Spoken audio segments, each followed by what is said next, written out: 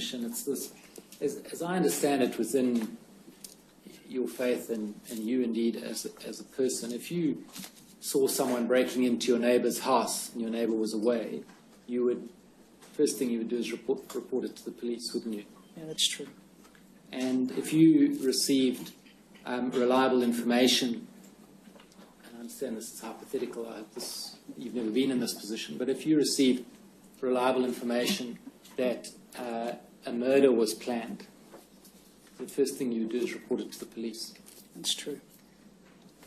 But if you receive a report that a child has been abused within a family, for example, in your community, you don't report it to the police.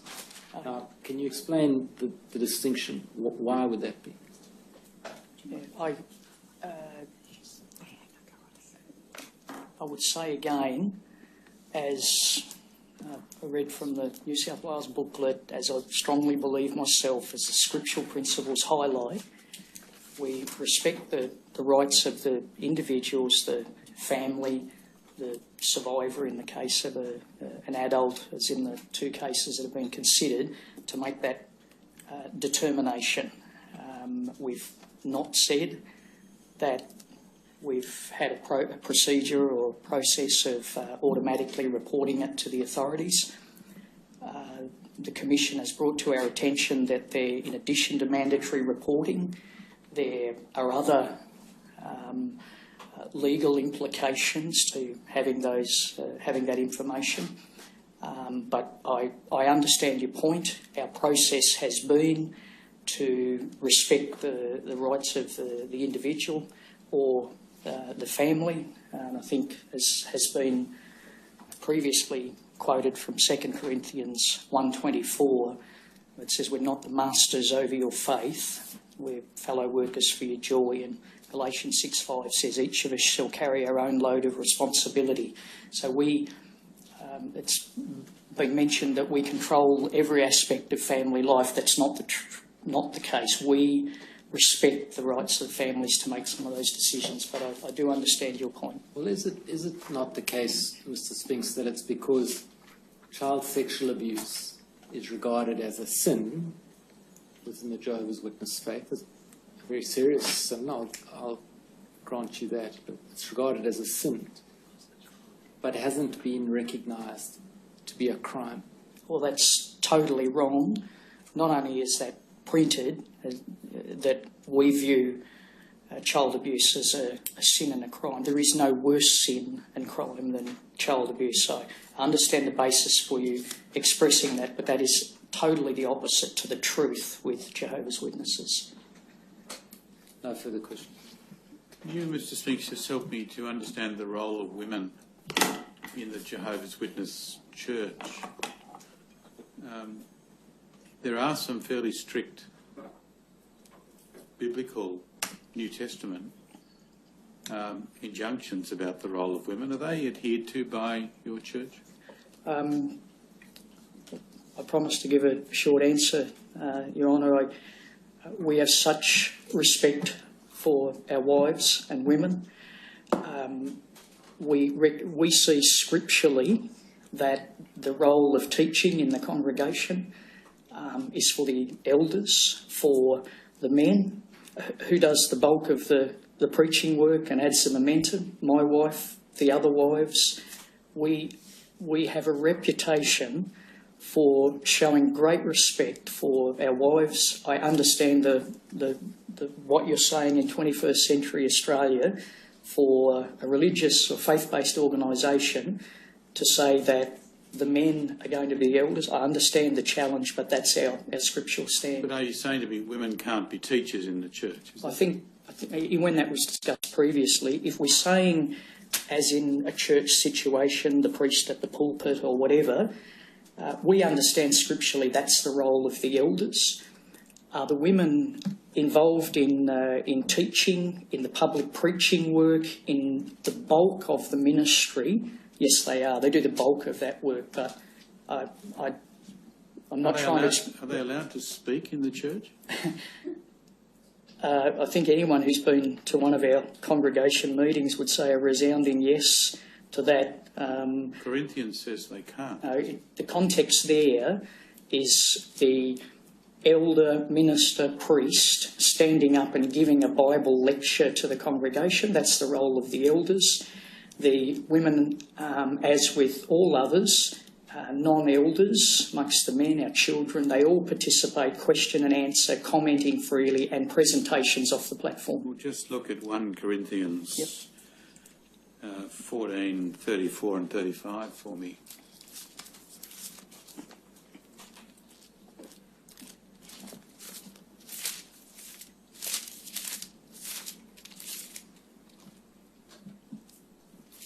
Have you departed from the scripture in your current practice? Not at all, Your Honour. I think Would you read them out so everyone knows what we're talking about? 34 and 35. Yeah. Very good. Well, you better start at 33, I suppose. Okay. It says, for God is a God not of disorder but of peace, as in all the congregations of the holy ones.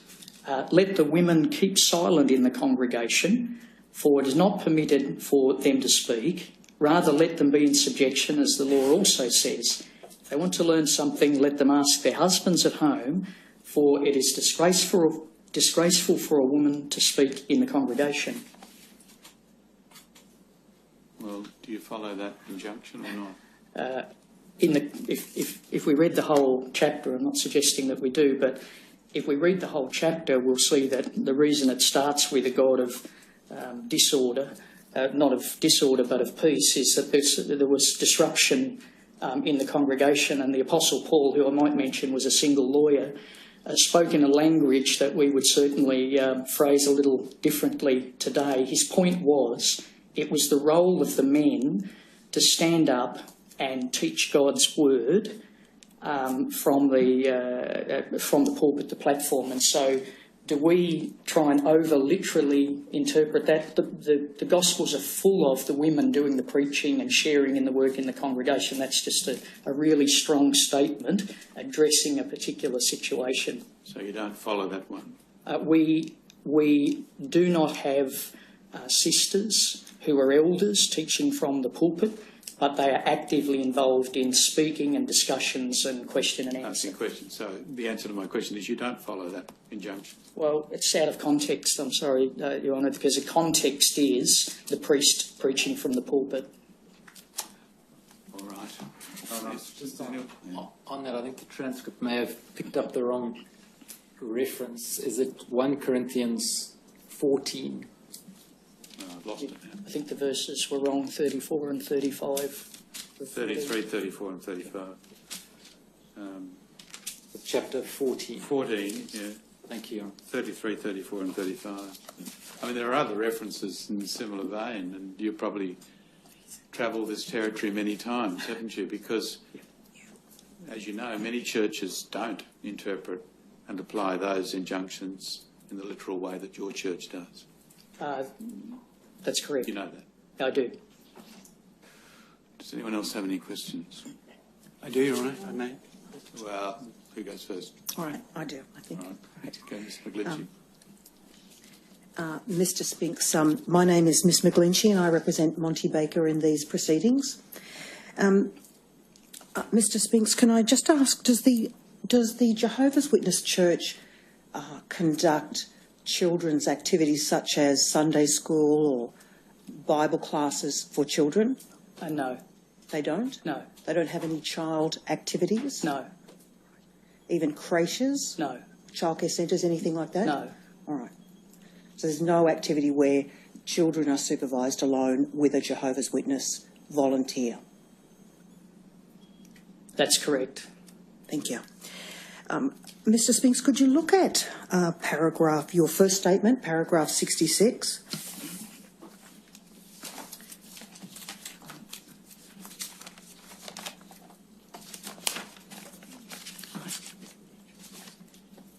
Just want to ask you some questions about the role of the regular pioneers.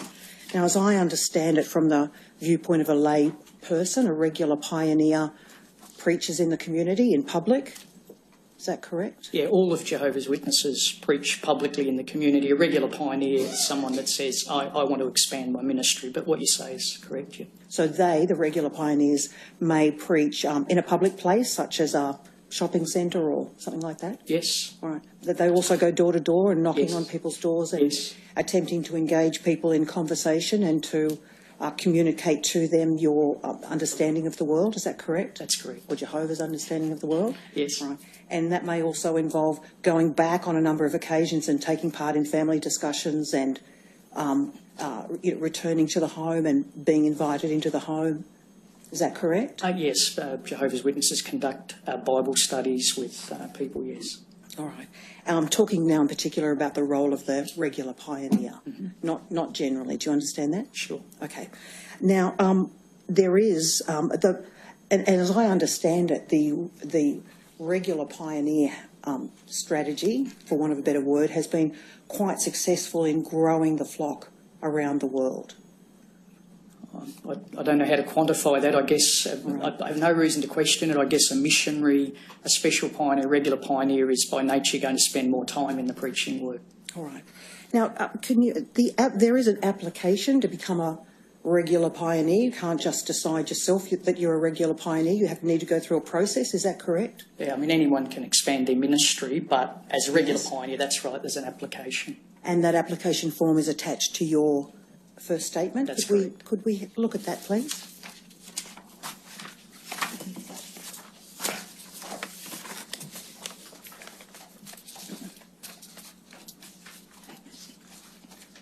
Do you have that in front of you?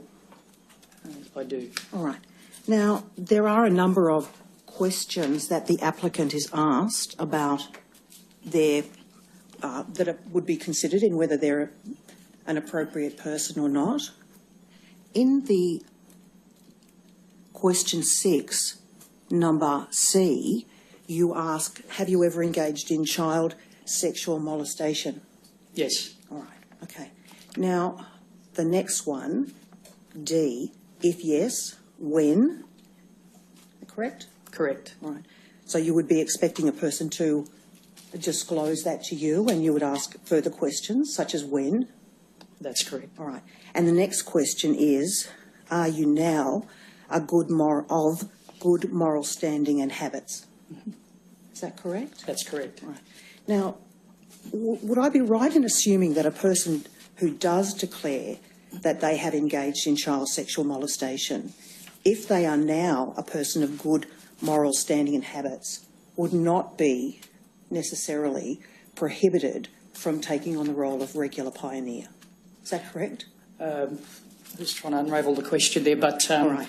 I think if in question 6 there are a whole list of things, and Yes. the following question in 7, are you now of good moral standing and habits? If your question is, if somebody says, yes, I engaged in child sexual molestation, that consideration would then be given as to whether they would be allowed to regular pioneer. All right. That's if they honestly answered the question, of course. Of course, but we're only dealing with if they say yes. So, answering yes to that question would not prohibit you from taking part in being a regular pioneer. The short answer is yes, it would. The longer answer is, depending on the circumstances, as we've openly provided information. So perhaps if it was decades ago,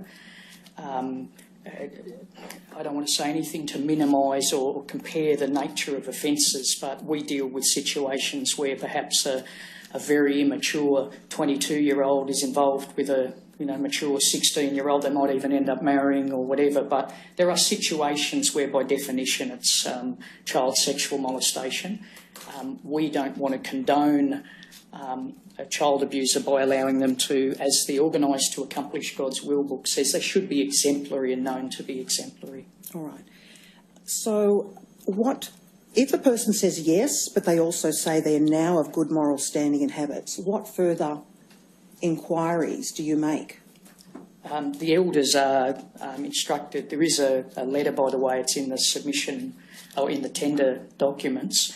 I believe it's July 2014, thereabouts, that actually sets out the process. So the elders would then get all the details of that and write to the branch office. So it would be held up at that point. As soon as the, remembering that this is the document that's given to the applicant, Yes. as soon as that person puts yes to question C, yes, the application is held up, and then we'd start that process of discussing with the branch office what details are known about that. All right. And are there a set of guidelines that you would use that in assessing that, or would it just be the judgment of the elders? No, they contact the branch office, so the full details are provided to the branch office. The principles of the S66 guidelines that have been just looked at before, and the Bible principles, the same is applied in this situation. All right. Is there any external checks that you would undertake? And by external, I mean, for example, a police records check. Would you seek one of those? I think as we've in our documents show that where working with children check is required for ministers, I think there's about 7,000 now, but for a regular pioneer, we have no requirement at this stage that's the case. Can I just get you to address your mind to a situation which I'm suggesting of a person has said yes, but they've also, to that question that they have engaged in child sexual molestation, they're also saying that they're now of moral standing, good moral standing and habits. And I understand that there's a process with head office, but would you, in that circumstance, seek any external tests for that, such as a criminal records history? I think we've... Is that the answer no? The answer is no. All right. Would, in that circumstance, you require a person to provide a working with children check? That's not been the case. So the answer is no. Correct. All right. Are there any criminal matters which, simply by having a record of that criminal matter, such as rape, that would in every case exclude you from being accredited as a regular pioneer? Could you repeat that again, please? Sure. All right. Are there any offences, such as rape, that would in every case exclude you from taking up a position as a regular pioneer? I think for me to give you've asked an absolute question there. I have. So my answer is for the reasons I explained earlier. I don't think I could say absolutely that 20, 30, 40 years down the track on some specific situations. The question is too absolute and hypothetical, so I can't answer in the positive. All right. Okay, so the answer is either no or you don't know. I think the answer is, I'm not suggesting, you asked a question and I've not answered in the affirmative. I think if we had the specific circumstances, the short answer is no, there is no absolute, if that's the answer you're looking for. All right. Does the church undergo any kind of risk assessment process where you look at the activities you're involved in and apply a process by which you assess both the risk to your own people and the risk to the community that your own people may present to them, such as being present in their homes? If you're asking about have we engaged or done an external risk assessment, I don't know. Do you recognise that it may, in some circumstances, be a risk to the public sending out people into people's homes who may have previous criminal histories for violent offences, say? I think that's a valid question that applies across the community in every walk of life. Mr. Spinks, I'm not asking you about across the community. I'm asking you about Jehovah's Witness practices. Again, your question is fairly sweeping, and I think it does apply to the broad community. Are you saying is there a risk in any case of somebody who has committed a sin or a crime in their past being some risk to the public? I'd have to say absolutely yes, with Jehovah's Witnesses or any other organisation or individual. All right. Could I ask you to look at paragraph 73 of your first statement about elders?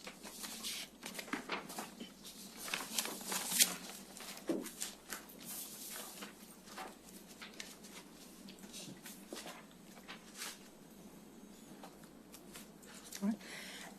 Mr. Spinks, you set out in that statement, if that could be brought up. All right, I think I've got it anyway. There are a number of considerations and characteristics of a person, of a man, before they can become an elder. And I think the number 6 is presiding over his own household in a fine manner. Now, that comes from Timothy 3:2, but it's not a complete stating of what Timothy says on that point, is it? Can I read it in context? Yes, of course.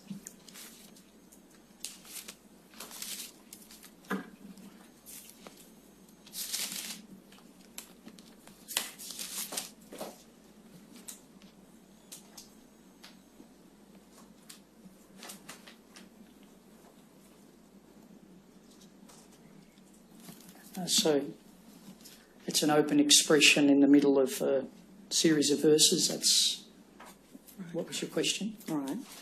Timothy 2 says, in describing the characteristics of an overseer or an elder, a man presiding over his own household in a fine manner, as you've stated, and then there is a comma and it says, having his children in subjection with all seriousness. What does that mean to you? What does having your children in subjection mean? I would suggest exactly as it says, that I don't think any caring parent would see it otherwise, that children are subject to the care and authority of their parents. I wouldn't imagine that any of us as kind, loving parents would see it any other way. Well, it doesn't say kind, loving parents. It says having children under the subjection of the father. I think it's a very strong word. Well, I think it's out of context, because if you read on to verse 5, makes the application of it where it says, and don't miss the word in the middle of it, for if any man does not know how to preside over his own household, how will he care for the congregation of God? The point is, if a man has unruly children who don't obey the parents' instructions, don't cross the road, don't take drugs, then if a man does not have the capacity to have his own family in a loving setting, then how can he do that for the congregation? So I personally would just be a little cautious about reading into that a manner or that's just totally not in harmony with the scripture. For myself, I would say that. All right. To me, and correct me if I'm wrong, but the word subjection implies power and control, perhaps excessive power and control. Well, I don't know what sort of family I think you're referring to there, but certainly not the case in my family. I like to think that my son, who's turned out to be a beautiful adult, was subject to me when I told him don't take drugs and don't get mixed up in the wrong crowd. And if that's subjection, I'll accept it and be happy to continue. Well, BCG has given evidence about being under the excessive control and power of her father, who was an elder. Again, you probably need to be cautious to make sure that we stick with the facts. He wasn't an elder, so just if you could be cautious with that. I'm sorry, if that's correct. Apology accepted. In addition... He was a ministerial... Thank you. In addition, if anybody in this commission or anybody of the thousands in Australia that are listening in and think that BCG's father was anything but a tyrant, some horrific recollections that she makes has nothing to do with all the kindly families in the broader community. He treated her in a diabolical manner, and I've no excuse for what he did. I'm just grateful that he's ultimately felt the consequences of that. And what BCG says, she has every right to say, and we've no question over that. Would you agree, or if this is within your knowledge, that the idea that children should be under the subjection of their fathers is, in the wider community, a very old-fashioned concept? I'm shocked to hear you say it. It's all I can say, and I apologise. I'm shocked to hear you say it because I don't think there would be a parent, and I've got 2 beautiful grandchildren who I would take the same approach with, and I love them to pieces, would expect that you're going to let your child run on the street because you don't have that measure of authority until they become of an age where they can make good moral decisions. So if your suggestion is that parents should have no authority in relation to their children... Well, I think, I'm not making that suggestion. Well, I'm struggling with the word subjection being misapplied. Right. Well, you are biblical literalists, and that's what's in the Bible. It doesn't say loving authority, it doesn't say care, it says subjection.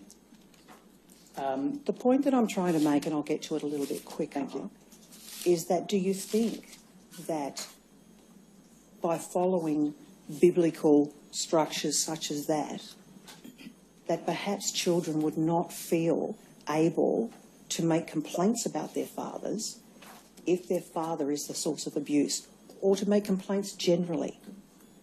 I think it's, with respect, please don't think I'm contending with you. You're expressing viewpoints and I'm expressing mine back. No, I'm asking... It's such a broad, sweeping, ill-informed comment that what you're doing is taking a tyrant of a man who's been to prison, that we won't let back into our congregation, who mistreated his daughter, and insinuating that loving... Mr. Spinks, I think the question's being put to you generally, not specifically. We had this difficulty before.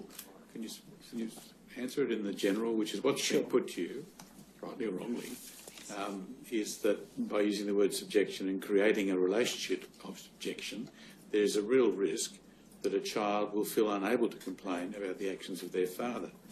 Now, I have to tell you that I can understand the proposition. Is there an answer to it? Again, Your Honour, I just invite anyone to visit our families. I can say no more than that. Just meet the families, see Jehovah's Witnesses. That's not the way. Was BCG's father, are some fathers like that way in the community generally? Absolutely, and I loathe it. But Jehovah's Witnesses love their children, support them, care for them. I understand the point, and if parents are authoritarian with their children or subject their children to unloving conduct, then I reject that and I loathe it. Thank you. Nothing further. Anyone else? Sorry? Oh, you could. I heard a voice. I have a few questions. Yes, very well. Mr. Spinks, my name is Gallagher and I represent BCB. Are you aware of BCB's experience with Jehovah's Witnesses?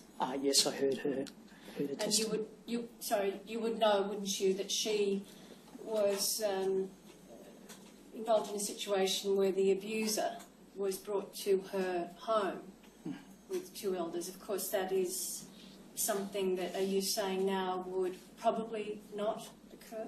I'm certain it wouldn't. The fact that she was 22 years of age is irrelevant. I think it was an inappropriate setting, yes. Ms. Gallagher, can you just bring that microphone so that everyone at home can hear you?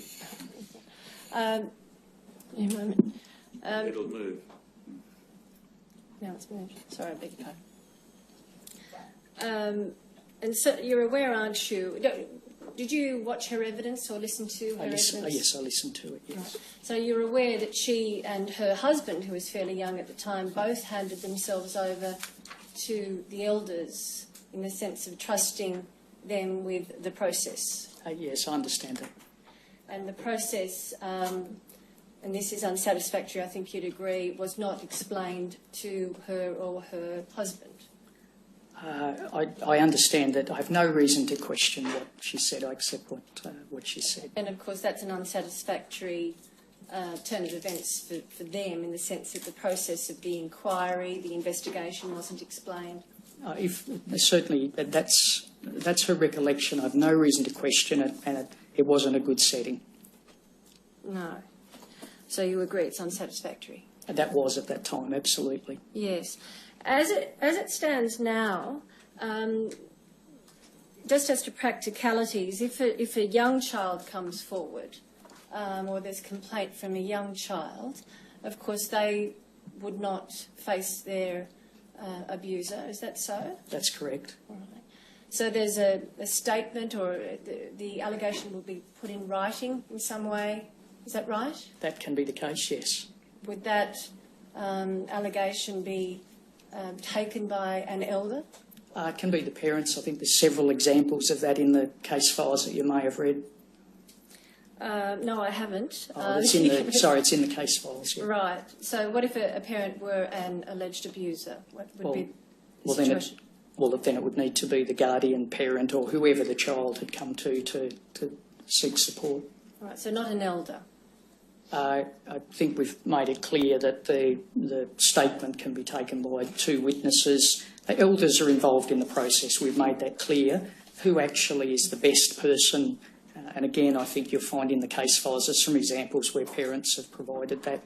I'm just envisaging a situation where a child may still be embarrassed in relaying detail about sexual assaults to them and may minimise the abuse because of that embarrassment. That's a possibility, isn't it? Yes, it is. And it's the case, isn't it, that as Mr. Stewart was asking, that if one repents one's conduct, if one is an abuser, then the punishment is reproof. Is that correct? That's extremely simplified, but if the individual was genuinely repentant, and my experience has been that would generally relate to historical cases. It'd be very difficult for anybody to conclude that somebody who had recently abused a child, it would take an enormous convincing that their repentance could be commensurate with the degree of deviation. Yes, but certainly if there was a situation, the current process lends itself, doesn't it, to the possibility of the abuse being minimised by the person who's alleging because of the way the statement is taken. That's a possibility, isn't it? Certainly, it's a possibility. And that because of the lesser punishment handed out for somebody who repents, then they may indeed confess to harm that they know to be inaccurately conveyed. I think I've followed you through there, but look, everything you're saying is just plain common sense. I agree with it. Certainly there's an inducement to confess to wrongdoing, isn't there, in the sense of the punishment is less, one isn't disfellowed. Disfellowshipped, right. Disfellowshipped.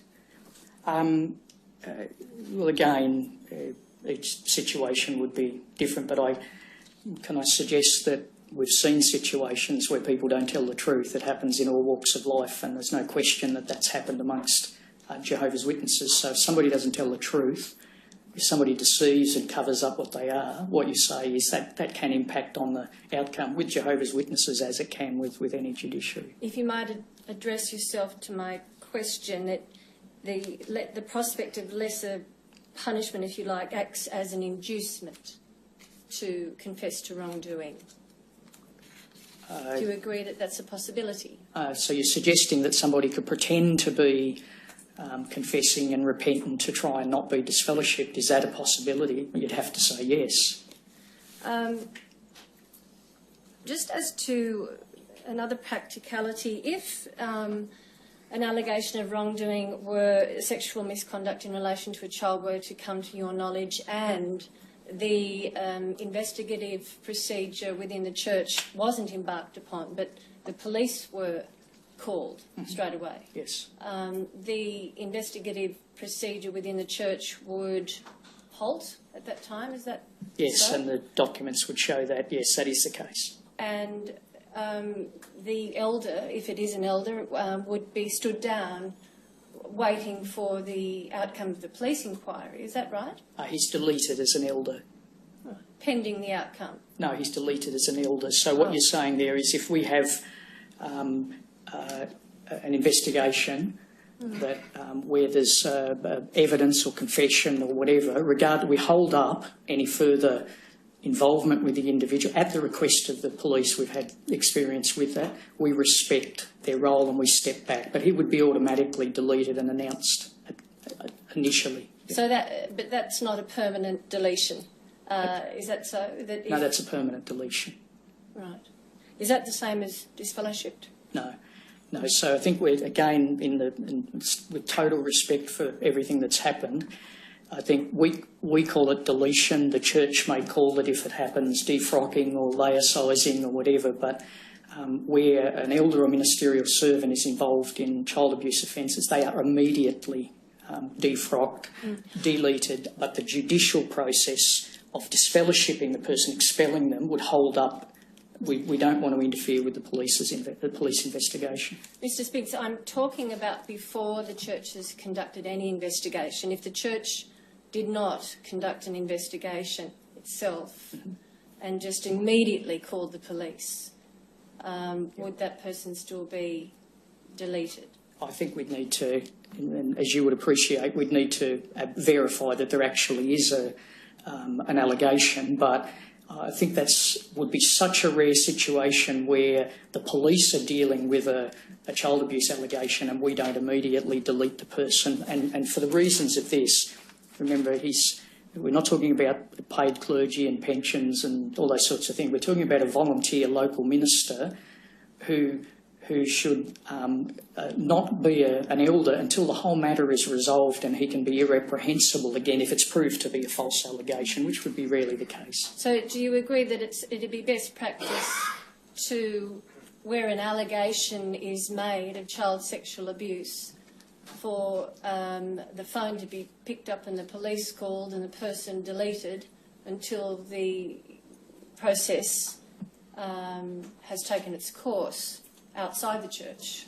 I think even the police or the authorities would have a little issue with what you're suggesting there, that before an allegation is even established, that an announcement or a deletion is going to take place. But certainly, I think we're probably actually covering the same point from a different perspective. We're not going to leave an elder as an elder where there's a matter involving child abuse. Where you say the police would have difficulties in proceeding where an allegation hasn't been established, I'm talking about the police establishing whether an allegation... Well, I withdraw that. Ultimately, of course, it might become a matter for a jury to determine whether a matter has been established. Do you understand that proposition? The person would be immediately deleted. When the police have evidence, whether it fits in with our rules of evidence or otherwise, if an individual is dealt with by the police, he would be immediately deleted as an elder. If I may have misunderstood where you're heading with that. So it would take perhaps the person being charged for the deletion to occur? Well, again, I need to know the specifics. I don't know of a situation where the police have dealt with somebody for child abuse and we haven't deleted them as an elder. Just in relation to prevention within the church, I take it that every Jehovah's Witness would be aware and live by the two witness, will certainly be aware of the two witness rule. Is that a fair assumption? Well, I think anybody that reads the Bible or reads our publications, associates with Jehovah's Witnesses, would be aware of the Jehovah's Witnesses know their Bibles pretty well, but whether every person that comes to a Kingdom Hall, I can't comment on that. All right. So that and of course you'd agree that that sexual assaults, given the nature of the offending, would occur just with two people present generally. Do you agree with that proposition? I think we've been there, absolutely. All right. So that creates the perfect protection for an offender. Do you agree with that proposition? It's a broad sweeping statement, but I think I covered that in saying that we don't have an expectation. It would be naive. We don't have an expectation that there are going to be two witnesses to a child abuse or sexual assault. And I think as I've stepped out, we understand that the two witness Bible requirement relates to just one specific step. I don't want to digress. The October 2012 letter sets it out in detail in paragraph 11 of the process, where even where the allegation is only one witness, the elders take precautions and there are warnings given. So yes. I think it's noted there, however, even though the elders are not authorised to take congregation action where there is only one witness, the elders should remain vigilant with regard to the conduct and activity of the accused. Certainly, but I'm talking about prevention. I'm talking about moving forward in the sense that the two-witness rule would effectively create a shield for an offender who is part of the church who knows, well, I can do what I want. It's not going to be proved without two witnesses. Do you agree that that's something that might go on in the mind of an offender? I can't speak for what goes on in the mind of an offender, but if you could take yourself there. Well, I'd rather not. But you're hypothesising, and I agree with the hypothesis. Mm-hmm. You indicate, I think there's a page 15708. You, in answer to a question posed by counsel assisting at about line 16, and this is just in regards to telling parents that they have an absolute right to go to the authorities if they want to. You understand, don't you, in BCV's case, that she wasn't told by the elders that she could go to the police. You're aware of that? Well, I Can can't... I make you aware of that? Do you accept that that was her situation? 23 years ago or whatever, I think that's been established that was her testimony. I don't question that. Yes. The situation now, is it that, if you could clarify, are victims told that they have an absolute right, or do you just leave that to them to work out in accordance with Galatians, forgive me if I'm pronouncing it incorrectly? I'm just not sure that, again, I'm happy to answer the question again, but I'll withdraw it, I'm sorry. Galatians says, doesn't it, that basically one must bear one's own load. Is that correct? Well, and again, I explained that has nothing to do with not telling the individual that they have every right to go to the police. That has everything to do, as I've mentioned. What is church policy, if I might inquire? Would I be permitted just to finish that sentence? If not, I don't want to waste your time or indeed that of the Commission. If I might clarify my question, it could be that I'm just wanting to know what the church policy is now.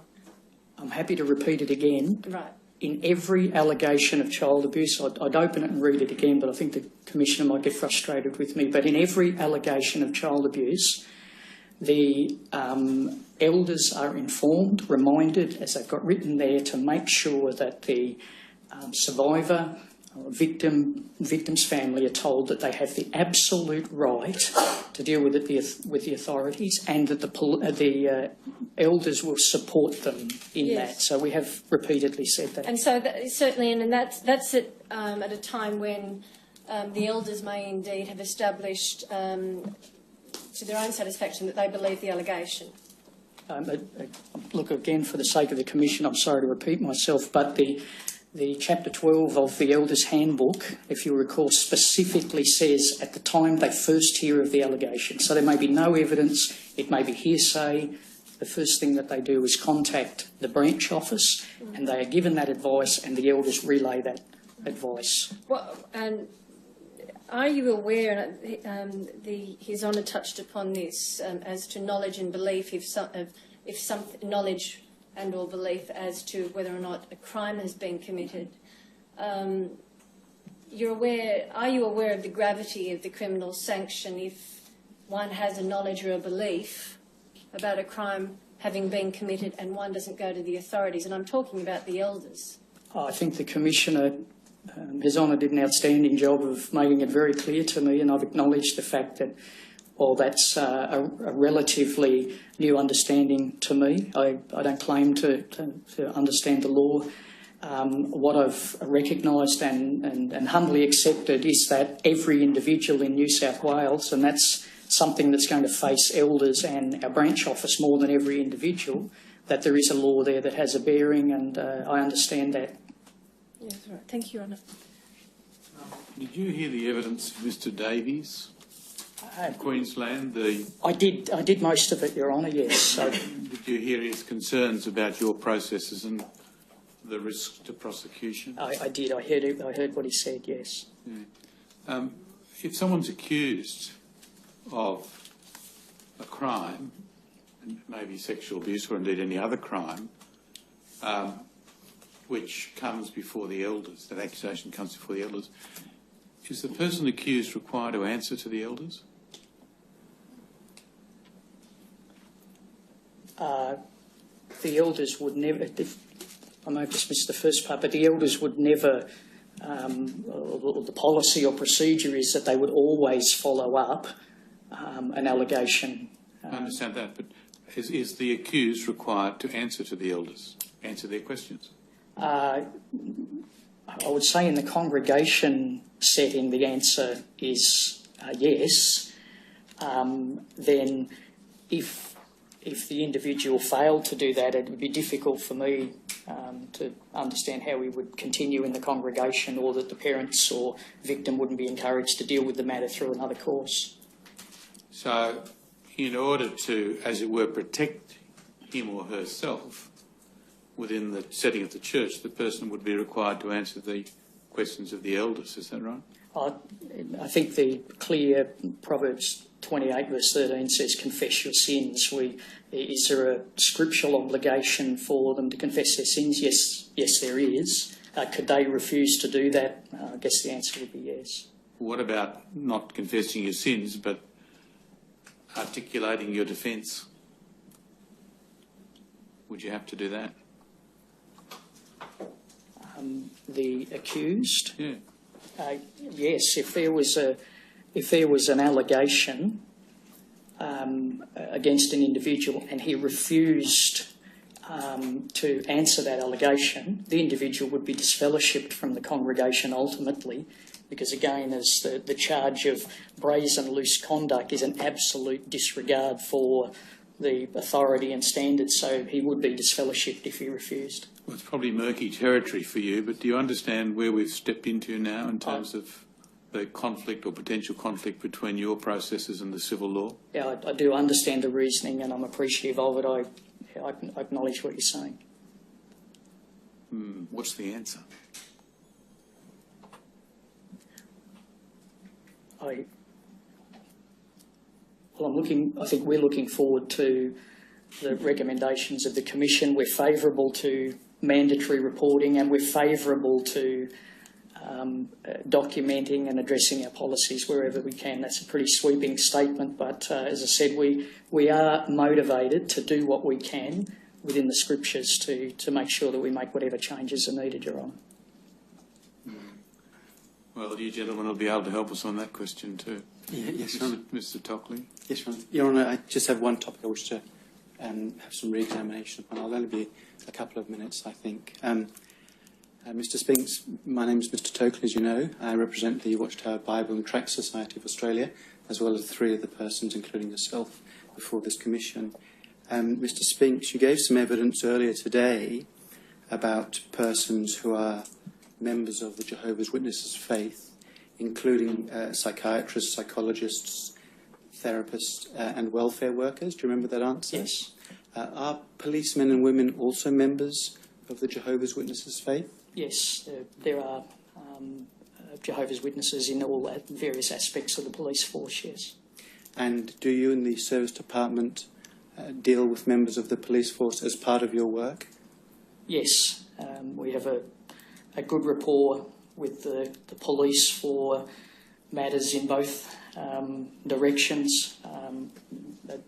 Without digressing, we've had extensive dealings with the police in regard to the murder of the High Court judges and the bombing of the Kingdom Hall. So up till 8 o'clock this morning, we have a good relationship with the police force. I had a meeting earlier this morning. And I take it there is no policy or scriptural reference which requires that the service department or indeed any other Jehovah's Witness not cooperate with the police?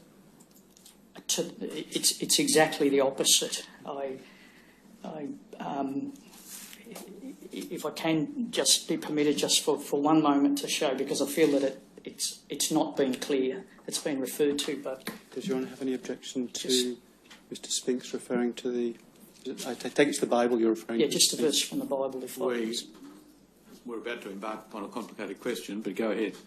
I'll make it brief. You'll run into the problem of if the law is a problem and the police are trying to enforce a law that's a problem for Jehovah's Witness. That's the problem you'll run into. I think this says the opposite, Your Honour, if I could be permitted to read it. But yes, but you said what I just said before lunch, but anyway. Romans chapter 13, if I could just be indulged just to read the verses, because this is our absolute conviction. It says, "Let every person be in subjection to the superior authorities, for there is no authority except by God. The existing authorities stand placed in their relative positions by God. Therefore, whoever opposes the authority has taken a stand against the arrangement of God. Those who have taken a stand against it will bring judgment against themselves." Verse 4 says, "For it is God's minister to you for your good. But if you're doing what is bad, be in fear, for it's not without purpose that it bears the sword. It is God's minister, an avenger to express wrath against the one practising what is bad." So Jehovah's Witnesses have absolute regard for the law in these areas. We want to be law-abiding. If, as has been raised, if there are areas of our processes that are not in harmony with the law in this matter, we will change them. We will make the adjustment. We'll continue to cooperate with the police. We love the police. We want to cooperate with the police. And if there are laws that require us, we will change our arrangements to conform to support the police. Mr Spinks, it's a complicated question. Before lunch, you rightly pointed out that the Jehovah's Witnesses did not comply with the Nazi obligations, and that's occurred or occurring throughout the world. You can't literally apply that Bible passage to all circumstances, can you? I read before Acts 5:29 that talks about obey God as ruler rather than men. If a government, as the Nazis did or as South Korea does, says that I have to go and kill people, then I'll default to God's law and I'll go to prison for the consequences. When the Australian law says you report every case of child abuse regardless of the wishes of the victim, Jehovah's Witnesses will fully comply with it. There is no question about us obeying the law. I understand that, but you have to make a judgment is the point, don't you? You have to, as a Jehovah's Witness, you have to make a judgment. Not with regard to the law in relation to things that don't conflict with Bible principles, because reporting child abuse at any level does not conflict with Bible principles, and we would happily comply.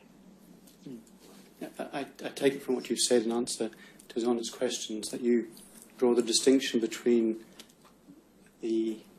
those legal requirements of a government which are regarded as being in conflict with the Scriptures, which you will not observe, and that's why you gave the examples of Nazi Germany and Korea, correct? Yes, that's correct. And those legal requirements which are in harmony with the Scriptures, which Jehovah's Witnesses will comply with.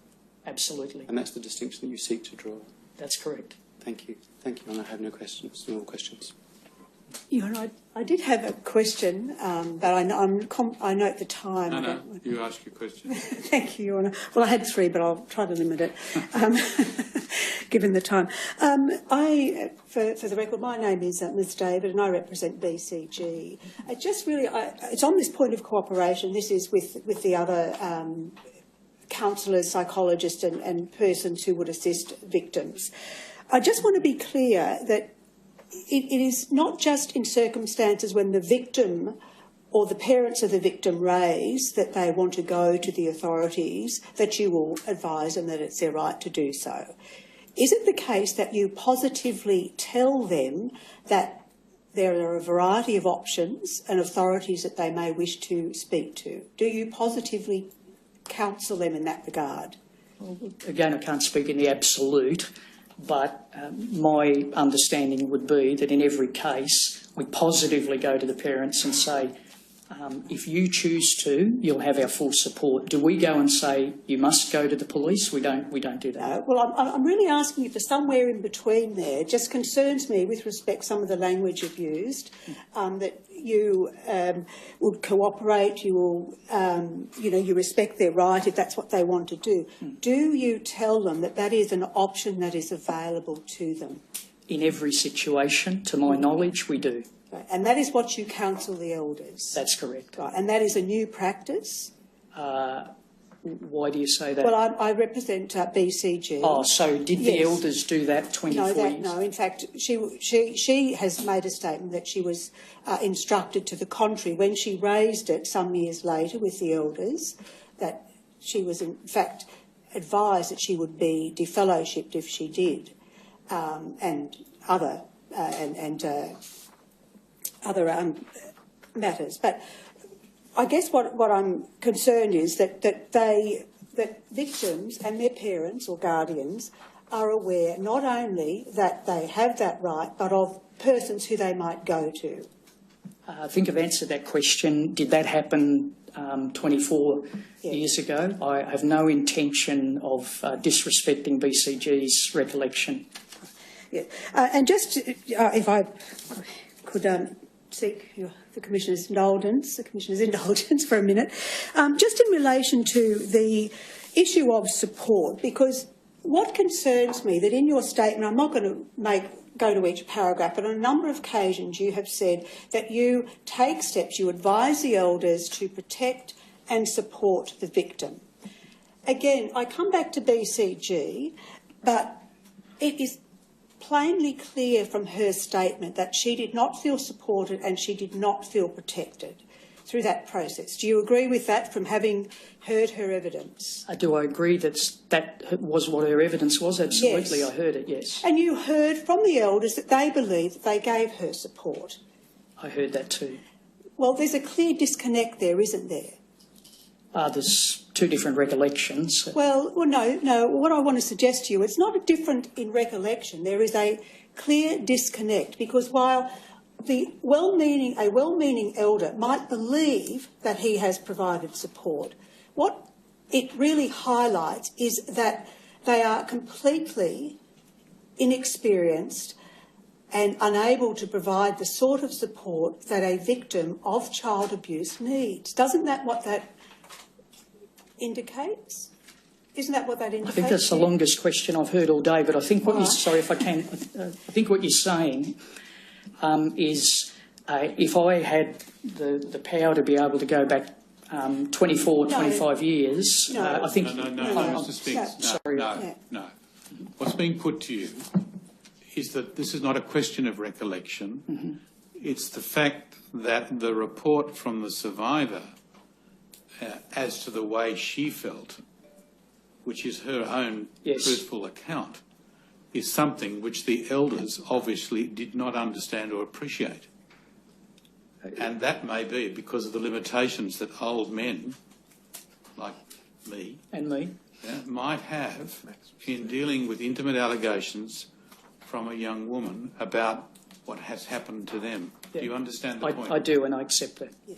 Well, accepting it's one thing, but then what's built into your process, if you accept it, is the risk in every case, when we're talking about abuse of this nature, that the survivor will feel unsupported and indeed may well be traumatised by the process. You understand? I do.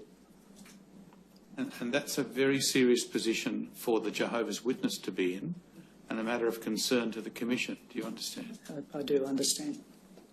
And that the case of BCG highlights that there are gross inadequacies in the way that the Jehovah's Witness congregation deal with these matters, notwithstanding their good intentions.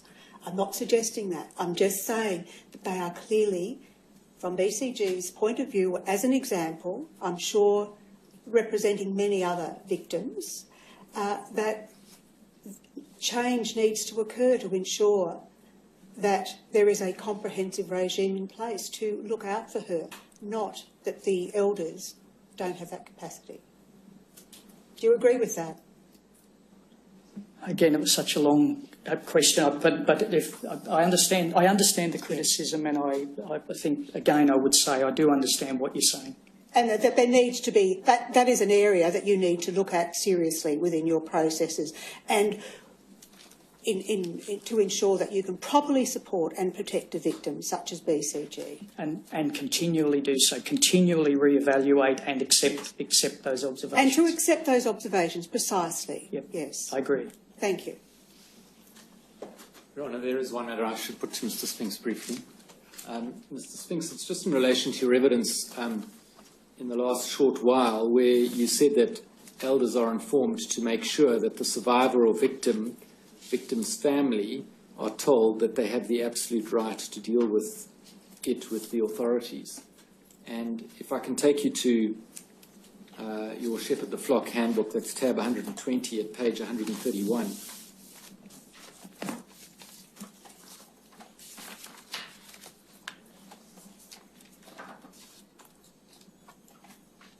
And you explained earlier that this is looking at paragraphs 18 and 19.